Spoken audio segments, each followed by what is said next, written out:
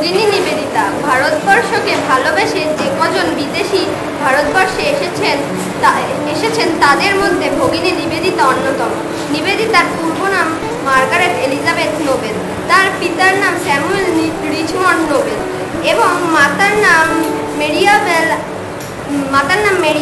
1867 সালের 28 অক্টোবর উত্তর আয়ারল্যান্ডের ডানগ্যানন নামক একটি ছোট্ট শহরে তার জন্ম হয়।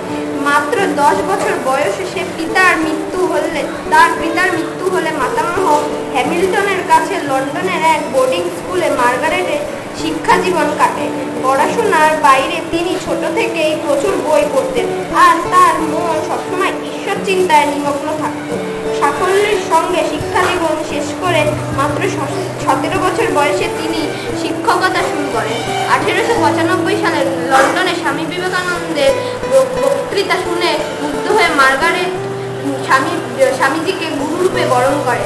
মার্গারেটের সত্যনিষ্ঠা, দৃঢ়তা ও দরদি মনের পরিচয় পেয়ে স্বামী বিবেকানন্দ মার্গারেটকে পরাধীন ভারতবর্ষের নারী শিক্ষা বিস্তারের লক্ষ্যে এই দেশে আহ্বান করেন। 1898 সালের 28 জানুয়ারি মিস মার্গারেট ভারতবর্ষে এসে পৌঁছালেন। স্বামী বিবেকানন্দ তাকে অভ্যর্থনা জানালেন, কিন্তু কিছুদিন পর স্বামীজি তাকে দীক্ষা দিয়ে নতুন নাম দিলেন নিবেদিতা।